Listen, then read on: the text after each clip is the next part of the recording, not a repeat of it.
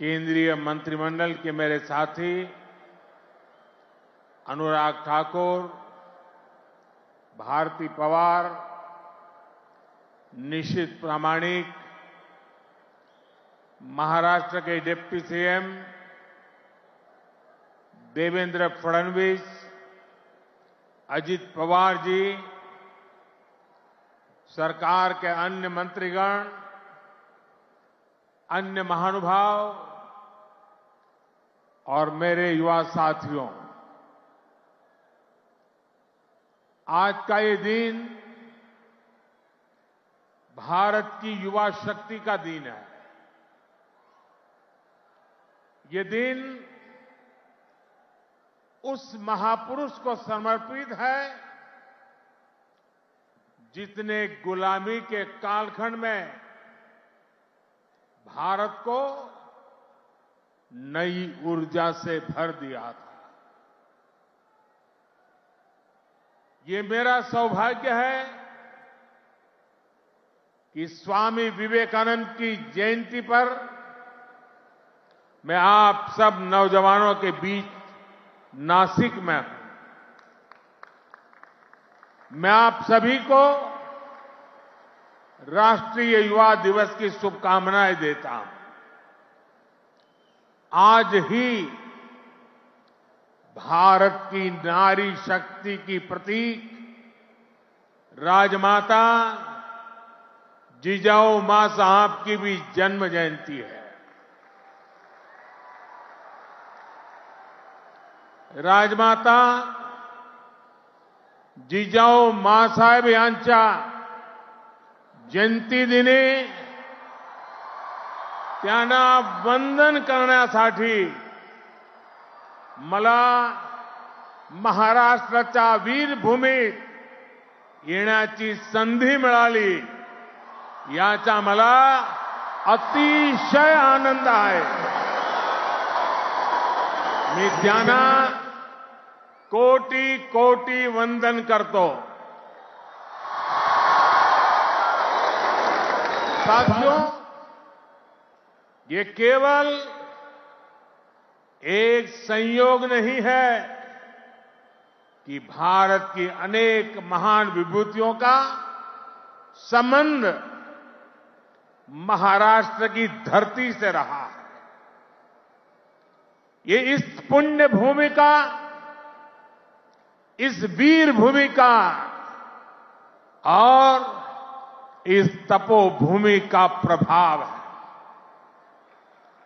इस धरती पर राजमाता जिजाऊ मां साहब जैसी मातृशक्ति ने छत्रपति शिवाजी महाराज जैसे महानायक को गढ़ा। इसी धरती ने देवी अहल्याबाई होलकर, रमाबाई अंबेडकर जैसी महान नारियां हमें दी। इसी धरती ने लोकमान्य तिलक, वीर सावरकर, आनंद कन्हेरे, दादा साहब पोटनीस, चाफेकर बंधु जैसे अनेक सपूत हमें दिए। नासिक पंचवटी की इस भूमि में प्रभु श्री राम ने काफी समय बिताया था। मैं आज इस भूमि को भी नमन करता हूं, श्रद्धापूर्वक प्रणाम करता हूं। मैंने आह्वान किया था कि जनवरी तक हम सभी 22 जनवरी तक हम सभी देश के तीर्थ स्थानों की, मंदिरों की साफ सफाई करें, स्वच्छता का अभियान चलाएं। आज मुझे कालाराम मंदिर में दर्शन करने का, मंदिर परिसर में सफाई करने का सौभाग्य मिला है। मैं देशवासियों से फिर अपना आग्रह दोहराऊंगा कि राम मंदिर में प्राण प्रतिष्ठा के पावन अवसर के निमित्त देश के सभी मंदिरों में, सभी तीर्थ क्षेत्रों में स्वच्छता अभियान चलाएं, अपना श्रमदान करें। मेरे युवा साथियों, हमारे देश के ऋषियों, मुनियों, संतों से लेकर सामान्य मानवी तक सभी ने हमेशा युवा शक्ति को सर्वोपरि रखा है। श्री अरविंद तो कहते थे कि अगर भारत को अपने लक्ष्य पूरे करने हैं तो भारत के युवाओं को एक स्वतंत्र सोच के साथ आगे बढ़ना होगा। स्वामी विवेकानंद जी भी कहते थे, भारत की उम्मीदें भारत के युवाओं के चरित्र, उनकी प्रतिबद्धता पर टिकी है, उनकी बौद्धिकता पर टिकी है। श्री अरबिंदो स्वामी विवेकानंद का ये मार्गदर्शन आज 2024 में भारत के युवा के लिए बहुत बड़ी प्रेरणा है। आज भारत दुनिया की टॉप 5 इकोनॉमी में आया है। तो इसके पीछे भारत के युवाओं की ताकत है। आज भारत दुनिया के टॉप 3 स्टार्टअप इकोसिस्टम में आया है, तो इसके पीछे भारत के युवाओं की ताकत है। आज भारत एक से बढ़कर एक इनोवेशन कर रहा है। आज भारत रिकॉर्ड पेटेंट फाइल कर रहा है। आज भारत दुनिया का बड़ा मैन्युफैक्चरिंग हब बन रहा है। तो इसका आधार भारत के युवा है, भारत के युवाओं का सामर्थ्य है। साथियों, समय हर किसी को अपने जीवन काल में एक सुनहरा मौका जरूर देता है। भारत के युवाओं के लिए समय का वो सुनहरा मौका अभी है। अमृत काल का ये कालखंड है। आज आपके पास मौका है इतिहास बनाने का, इतिहास में अपना नाम दर्ज कराने का। आप याद करिए, आज भी हम सर एम विश्वेश्वरैया की याद में इंजीनियर्स डे मनाते हैं। उन्होंने 19वीं और 12वीं शताब्दी में अपना जो इंजीनियरिंग कौशल दिखाया, उसका आज भी मुकाबला मुश्किल है। आज भी हम मेजर ध्यानचंद को याद करते हैं। उन्होंने हॉकी की स्टिक से जो जादू दिखाया, वो आज तक लोग भूल नहीं पाए हैं। आज भी हम भगत सिंह, चंद्रशेखर आजाद, बटुकेश्वर दत्त जैसे अनगिनत क्रांतिकारियों को याद करते हैं। उन्होंने अपने पराक्रम से अंग्रेजों को पस्त करके रख दिया था। आज हम महाराष्ट्र की वीर भूमि पर हैं। आज भी हम सभी महात्मा फुले, सावित्रीबाई फुले को इसलिए याद कर रहे हैं क्योंकि उन्होंने शिक्षा को सामाजिक सशक्तिकरण का एक माध्यम बनाया। आजादी के पहले के कालखंड में ऐसे सभी महान व्यक्तित्वों ने देश के लिए काम किया। वो जिए तो देश के लिए, वो जूझे तो देश के लिए, उन्होंने सपने संजोए तो देश के लिए, उन्होंने संकल्प किए तो देश के लिए, और उन्होंने देश को नई दिशा दिखाई। अब अमृतकाल के इस कालखंड में आज वो दायित्व आप सभी मेरे युवा साथियों के कंधों पर है। अब आपको अमृतकाल में भारत को एक नई ऊंचाई पर ले जाना है। आप ऐसा काम करिए कि अगली शताब्दी में उस वक्त की पीढ़ी आपको याद करे, आपके पराक्रम को याद करे। आप अपने नाम को भारत और पूरी दुनिया में, दुनिया के इतिहास में स्वर्ण अक्षरों में लिख सकते हैं। इसलिए मैं आपको 21वीं सदी के भारत की सबसे सौभाग्यशाली पीढ़ी मानता हूं।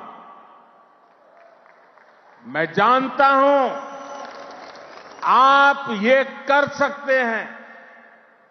भारत के युवा ये लक्ष्य हासिल कर सकते हैं। मेरा सबसे ज्यादा भरोसा आप सभी पर है, भारत के युवाओं पर है। मैं मेरा युवा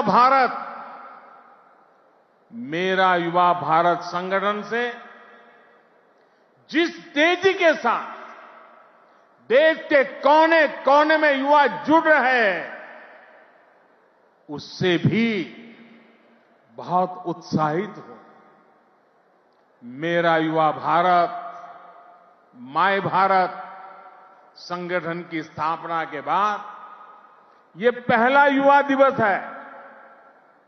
अभी संगठन को बने 75 दिन भी पूरे नहीं हुए हैं और 1 करोड़ 10 लाख के आसपास युवा इसमें अपना नाम रजिस्टर करा चुके हैं।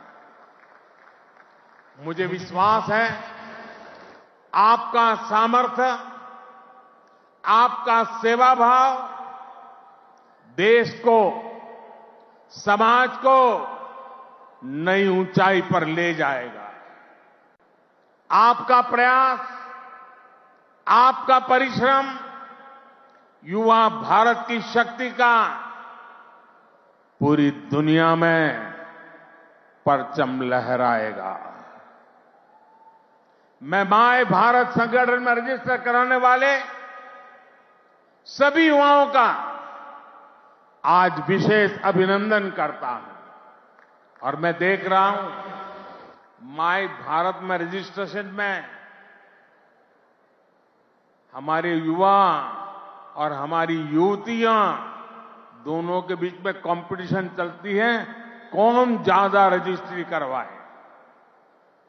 कभी युवक आगे निकल जाते हैं, कभी युवतियां आगे निकल जाती हैं। बड़ी जोरों की स्पर्धा चल रही है। साथियों, हमारी सरकार को अब 10 साल हो रहे हैं। इन 10 वर्षों में हमने पूरा प्रयास किया है कि युवाओं को खुला आसमान दे, युवाओं के सामने आने वाली हर रुकावट को दूर करें।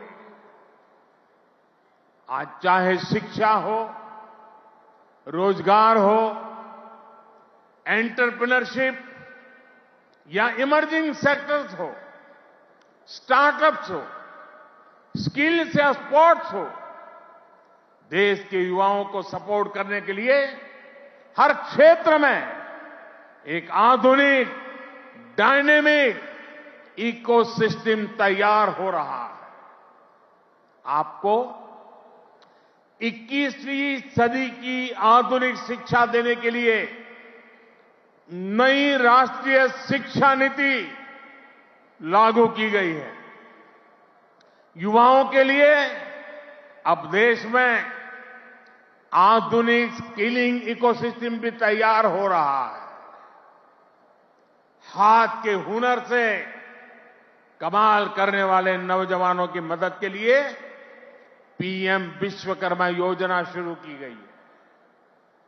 पीएम कौशल विकास योजना की मदद से करोड़ों युवाओं को स्किल से जोड़ा गया है। देश में नए आईआईटी, नए एनआईटी लगातार खुलते जा रहे हैं। आज पूरी दुनिया भारत को एक स्किल्ड फोर्स के रूप में देख रही है।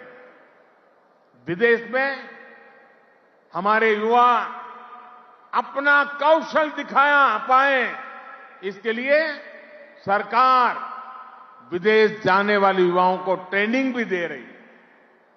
France, Germany, UK, Australia, Italy, Austria जैसे अनेक देशों के साथ सरकार ने जो मोबिलिटी समझौते किए हैं, उसका बड़ा लाभ हमारे युवाओं को मिलेगा। साथियों, युवाओं के लिए नए अवसरों का आसमान खोला जाए। सरकार इसके लिए हर क्षेत्र में पूरी शक्ति से काम कर रही है। देश में ड्रोन सेक्टर के लिए नियम सरल बनाए गए हैं। सरकार आज एनिमेशन, विजुअल इफेक्ट्स, गेमिंग और कॉमिक सेक्टर्स को प्रमोट कर रही है। एटॉमिक सेक्टर, स्पेस और मैपिंग सेक्टर को भी खोला गया है। आज हर क्षेत्र में पिछली सरकारों से 2 गुनी, 3 गुनी रफ्तार से काम किया जा रहा है। ये जो बड़े बड़े हाईवे बन रहे हैं, वो किसके लिए है? आपके लिए, भारत के युवाओं के लिए। ये जो नई नई वंदे भारत ट्रेनें चल रही है, वो किसकी सहूलियत के लिए? आपके लिए, भारत के युवाओं के लिए। हमारे लोग विदेश जाते थे, वहां के पोर्ट, वहां के एयरपोर्ट देखकर सोचते थे कि भारत में ऐसा कब होगा। आज भारत के एयरपोर्ट्स दुनिया के बड़े से बड़े एयरपोर्ट का मुकाबला कर रहे हैं। कोरोना के समय आपने देखा है, विदेशों में वैक्सीन के सर्टिफिकेट के नाम पर कांगज थमाया जाता है। ये भारत है जिसने हर भारतवासी को वैक्सीन लगाने के बाद डिजिटल सर्टिफिकेट दिया। आज दुनिया के कितने ही बड़े देश हैं जहां पर लोग मोबाइल डेटा इस्तेमाल करने से पहले 100 बार सोचते हैं। वहीं आप भारत के युवा हैं जो इतना सस्ता मोबाइल डेटा इस्तेमाल कर रहे हैं कि दुनिया के लोगों के लिए अजूबा है, कल्पना से परे है। साथियों, आज देश का मिजाज भी युवा है और देश का अंदाज भी युवा है। और जो युवा होता है वो पीछे नहीं छोड़ता, पीछे नहीं चलता, वो स्वयं लीड करता है। इसलिए आज टेक्नोलॉजी की फील्ड में भी भारत फ्रंट से लीड कर रहा है। चंद्रयान और आदित्य L1 उसकी सफलता हमारी आंखों के सामने है। Made in India INS Vikrant जब समंदर की लहरों से टकराता है तो हम सभी का सीना चौड़ा हो जाता है। जब लाल किले से मेड इन इंडिया तोप गरजती है तो देश में एक नई चेतना जग जाती है। जब भारत में बना फाइटर प्लेन तेजस आसमान की ऊंचाई नापता है तो हम गर्व से भर जाते हैं। आज भारत में बड़े बड़े मॉल से लेकर छोटी छोटी दुकान तक हर तरफ UPI का इस्तेमाल हो रहा है और दुनिया हैरान है। अमृतकाल का आरंभ गौरव से भरा हुआ है। अब आप युवाओं को इस अमृतकाल में इससे भी आगे लेकर जाना है, विकसित राष्ट्र बनाना है। साथियों, आपके लिए ये समय सपनों को विस्तार देने का समय है। अब हमें केवल समस्याओं के समाधान नहीं खोजने हैं, हमें केवल चुनौतियों पर विजय नहीं पानी है, हमें खुद अपने लिए नए चैलेंजेस तय करने होंगे। हमने 5 ट्रिलियन इकोनॉमी का लक्ष्य सामने रखा है। हमें दुनिया की तीसरी सबसे बड़ी अर्थव्यवस्था बनना है। हमें आत्मनिर्भर भारत अभियान के सपने को सिद्धि देनी है। हमें सर्विसेज और IT सेक्टर की तरह भारत को विश्व का मैन्युफैक्चरिंग हब भी बनाना है। इन आकांक्षाओं के साथ साथ भविष्य के प्रति हमारी जिम्मेदारियां भी है। जलवायु परिवर्तन की चुनौती हो, प्राकृतिक खेती को बढ़ावा देना हो, हमें लक्ष्य बनाकर तय समय में इन्हें प्राप्त करना है। साथियों, अमृतकाल की आज की युवा पीढ़ी पर मेरे विश्वास की एक और वजह है और वो खास वजह है। इस कालखंड में देश में वो युवा पीढ़ी तैयार हो रही है जो गुलामी के दबाव और प्रभाव से पूरी तरह मुक्त है। इस पीढ़ी का युवा खुलकर कह रहा है, विकास भी और विरासत भी। ये लोग आयुर्वेद तो हमारे देश में योग हो या आयुर्वेद हो, हमेशा भारत के लिए एक पहचान के रूप में रहा है। लेकिन आजादी के बाद इन्हें ऐसे ही भुला दिया गया। आज दुनिया इन्हें स्वीकार कर रही है। आज भारत का युवा योग आयुर्वेद का ब्रांड एम्बेसडर बन रहा है। साथियों, आप अपने दादा दादी, अपने नाना नानी से पूछिएगा, वो आपको बताएंगे कि उनके दौर में रसोई में बाजरे की रोटी, कोदो, कुटकी, रागी, ज्वार यही तो हुआ करता था। लेकिन गुलामी की मानसिकता में इस अन्न को गरीबी के साथ जोड़ दिया गया, इन्हें रसोई से बाहर कर दिया गया। आज यही अन्न मिलेट्स के रूप में, सुपर फूड के रूप में वापस रसोई में पहुंच रहे हैं। सरकार ने इन मिलेट्स को, मोटे अनाज को श्री अन्न की नई पहचान दी है। अब आपको इन श्री अन्न का ब्रांड एम्बेसडर बनना है। श्री अन्न से आपकी सेहत भी सुधरेगी और देश के छोटे किसानों का भी भला होगा। साथियों, आखिर में एक बात राजनीति के माध्यम से देश की सेवा की भी करूंगा। मैं जब भी ग्लोबल लीडर्स या इनोवेटर से मिलता हूं तो उनमें मुझे एक अद्भुत आशा दिखती है। इस आशा की, इस आकांक्षा की एक वजह है डेमोक्रेसी। लोकतंत्र, भारत मदर ऑफ डेमोक्रेसी है, लोकतंत्र की जननी है। लोकतंत्र में युवाओं की भागीदारी जितनी अधिक होगी, राष्ट्र का भविष्य उतना ही बेहतर होगा। इस भागीदारी के कई तरीके हैं। अगर आप सक्रिय राजनीति में आते हैं तो आप परिवारवाद की राजनीति के प्रभाव को उतना ही कम करेंगे। आप जानते हैं कि परिवारवाद की राजनीति ने देश का कितना नुकसान किया है। लोकतंत्र में भागीदारी का एक और महत्वपूर्ण तरीका है कि आप अपनी राय वोट के जरिए जाहिर करें। आप में से बहुत से लोग ऐसे होंगे जो इस बार जीवन में पहली बार वोट डालेंगे।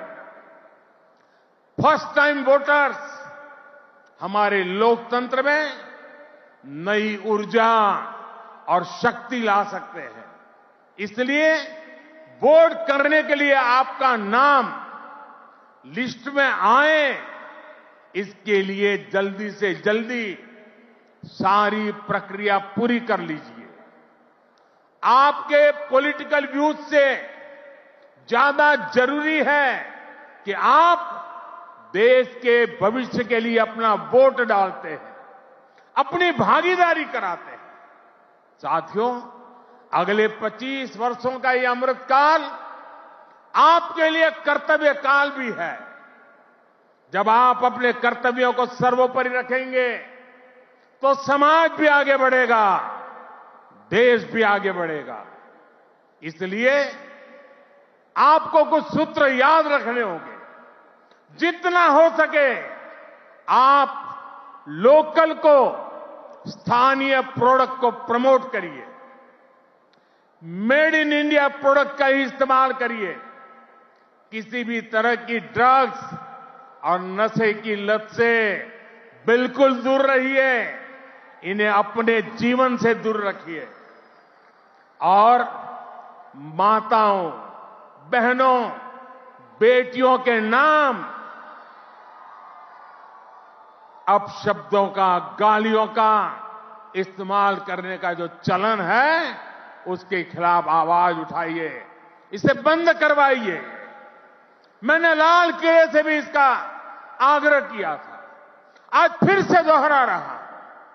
साथियों, मुझे विश्वास है आप सब, हमारे देश का एक एक युवा अपने हर दायित्व को पूरी निष्ठा और सामर्थ्य से पूरा करेगा। सशक्त, समर्थ और सक्षम भारत के स्वप्न की सिद्धि का जो दीप हमने जलाया है, वो इसी अमृत काल में अमर ज्योति बनकर विश्व को प्रदीप्त करेगा। इसी संकल्प के साथ आप सभी का बहुत बहुत धन्यवाद। भारत माता की दोनों मुट्ठी बंद करके पूरी ताकत से आप जिस राज्य से आए हैं वहां तक आपकी आवाज पहुंचनी चाहिए। भारत माता की, भारत माता की, भारत माता की, भारत माता की। वंदे वंदे वंदे वंदे वंदे वंदे वंदे वंदे वंदे। धन्यवाद। पीएम मोदी को आप सुन रहे थे। हमारी सरकार उन्हें ट्रेनिंग दे रही है। पीएम मोदी के महाराष्ट्र दौरे के दौरान में उमड़ी भीड़। पीएम मोदी ने कहा कि सरकार हर क्षेत्र में पूरी शक्ति के साथ कर रही है काम। नई नई वंदे भारत ट्रेनें चल रही हैं। महिलाओं के खिलाफ अपशब्द के खिलाफ आवाज उठाएं। भारत के एयरपोर्ट दुनिया के बड़े बड़े एयरपोर्ट का मुकाबला कर रहे हैं। भारत में लगातार युवाओं की शक्ति बढ़ रही है और देश का अंदाज भी युवाओं की तरह है। तेजी से आईटीआई कॉलेज खुल रहे हैं। आईएनएस विक्रांत जब समुद्र से टकराता है तो सीना चौड़ा हो जाता है। महिलाओं के खिलाफ अपशब्द जो कह रहे हैं उनके खिलाफ आवाज उठाएं। मेक इन इंडिया ने नई चेतना जगाई है। नई चुनौतियों पर पार पाना है। स्वामी विवेकानंद जयंती का मौका और इस मौके पर देखिए उनको यह तस्वीर भी भेंट की गई। देश के भविष्य के लिए मतदान करें, 2024 को लेकर चुनावी शंखनाद। एकनाथ शिंदे ने मंच पर ये देखिए पीएम मोदी को सम्मान दिया और ये तस्वीरें लगातार आप देख रहे हैं। महाराष्ट्र की संस्कृति, महाराष्ट्र का अपना अंदाज, ये देखिए महाराष्ट्र की खासियत सब मंच पर नजर आ रही है और किस तरह सत्कार किया जाता है वो आपने देखा। युवा पीढ़ी नशे की लत से दूर रहे। पीएम मोदी जब महाराष्ट्र में मंच से बोले तो उन्होंने 2024 के लिए भी जनता से अपील की, जो महिलाओं के खिलाफ कहीं अपशब्द उनके खिलाफ उठाएं आवाज। युवाओं को लगातार प्रेरित किया। उन्होंने बताया कि कैसे आज भारत हर दिशा में आगे बढ़ रहा है और भारत नए नए मुकाम हासिल कर रहा है। देश के भविष्य के लिए पीएम मोदी ने जिक्र किया, युवा पीढ़ी नशे की लत से दूर रहे, महिलाओं के खिलाफ अपशब्द कहने वालों के खिलाफ में आवाज उठाएं। पीएम मोदी का महाराष्ट्र दौरा, अटल सेतु आज जनता को सुपुर्द किया। मतदान की प्रक्रिया का हिस्सा बने युवा, युवाओं को लगातार प्रेरित किया कि वोट कास्ट जरूर करें, देश के भविष्य के लिए मतदान करें, युवा पीढ़ी नशे से दूर रहे। पीएम मोदी की खास बातें और देखिए क्योंकि लगभग 3:30 बजे का वक्त है, अटल बिहारी वाजपेयी सेवारी नाहवा शेवा अटल सेतु का उद्घाटन करेंगे। 17,840 करोड़ से ज्यादा की लागत से बना ये पुल